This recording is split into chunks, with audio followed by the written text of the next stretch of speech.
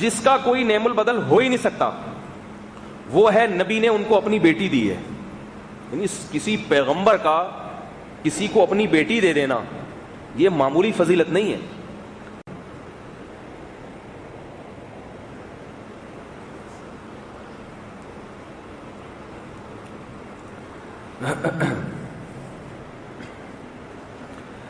الحمد لله نحمده ونستعينه ونستغفره ونؤمن به ونتوكل عليه ونعوذ بالله من شرور أنفسنا ومن سيئات أعمالنا من يهده الله فلا مضل له ومن يضلل فلا هادي له ونشهد أن لا إله إلا الله وحده لا شريك له ونشهد أن محمدا عبده ورسوله صلى الله تعالى عليه وعلى آله وأصحابه وبارك وسلم تسليما كثيرا. أما بعد فأعوذ بالله من الشيطان الرجيم بسم الله الرحمن الرحيم ما آتاكم الرسول فخذوه وما نهاكم عنه فانتهوا. شور بہت ہو رہے ہیں، آپ لوگ کو نہیں محسوس ہو رہا؟ ہو رہا ہے، شکر ہے. بند ہو گیا یہ، اس کو کھولیں. کیا ہو گیا اس کو؟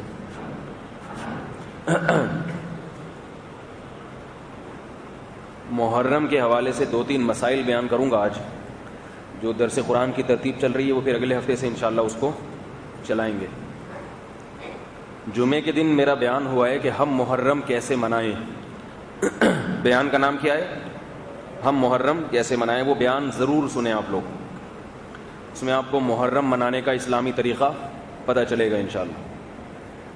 ابھی جو منانا جس طرح سے ہم لوگ منا رہے ہیں، عام طور پہ جو پبلک جس طرح سے محرم منا رہی ہے وہ اہل سنت والجماعت کا طریقہ نہیں ہے. بھائی 2 بڑے فرقے ہیں نا اسلام میں، ایک سنی اور شیعہ. تو آپ لوگ کیا ہیں؟ سنی ہیں. تو اگر سنی ہے تو سنی طریقے سے محرم منائیں، اگر شیعہ ہیں تو شیعہ طریقے سے منایا. تو ہر آدمی اپنے مذہب کو، اپنے مسلک کو فالو کرتا ہے. تو محرم میں جو ہمیں کرنے کا حکم دیا گیا ہے وہ ہے 10 محرم کا روزہ رکھنا، عاشورہ کا روزہ. اس کی فضیلت ہے اسلام میں. دوسری بات ایک یہ ہے محرم کیسے منائیں وہ تو میں بتا دیا، جمعے کا بیان سنیں. اب میں دوبارہ اس پر بیان کروں گا تو پھر بار بار ایک ہی چیز کا تکرار ہو جائے گا. ایک چیز ہے کہ بہت سے لوگ ہمارے بارے میں یہ سمجھتے ہیں کہ ہم صحابہ کرام میں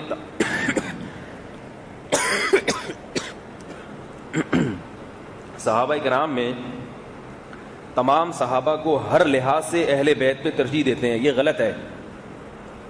نبی صلی اللہ علیہ وسلم کے جو رشتے تھے ان کی 2 قسمیں ہیں. ایک رشتہ ہوتا ہے نسبی اور ایک رشتہ ہوتا ہے سسرالی. قرآن مجید میں اللہ تعالیٰ نے انسان کی جو پہچان کرائی ہے فرمایا هو الذی خلق من الماء بشرا فجعله نسبا وصہرا. فرمایا اللہ تعالیٰ نے انسان کو ایک پانی سے بنایا اور اسے نسب والا بنایا اور سسرال والا بنایا. تو رشتہ داری کتنی قسم کی ہوتی ہے؟ بولے نا بھائی.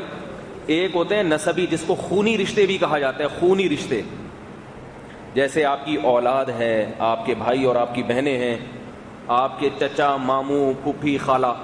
یہ رشتے کون سے رشتے ہیں؟ بول لو بھائی، بول لو. خونی، بلڈ. آپ بیان کے بعد مجھ سے ملیں، چھوٹا سا کام ہے آپ سے. یہ جو رشتے ہوتے ہیں نا بلڈ، اس کو خونی رشتے کہا جاتا ہے. اور ایک رشتے ہوتے ہیں جو باقاعدہ ایجاب و قبول سے وجود میں آتے ہیں، یعنی وہ پہلے سے نہیں ہوتے، ایک ایگریمنٹ کے تحت وہ آپ کے رشتہ بن جاتا ہے. وہ ہوتے ہیں سسرالی رشتے. بڑے خطرناک قسم کے عام طور پہ معاشرے میں پائے جاتے ہیں. یہ وہ رشتے ہیں جو آپ نے خود اپنے گلے میں اپنی مرضی سے ڈالے ہوتے ہیں. وہ ایجاب و قبول ہو گیا. بھائی ہاں بھائی قاضی صاحب نے کہا تمہیں یہ قبول ہے، آپ نے کہا قبول ہے. تو جیسے ہی قبولا تو وہ جو بیوی ہے وہ آپ کی بیوی بن گئی، وائف بن گئی.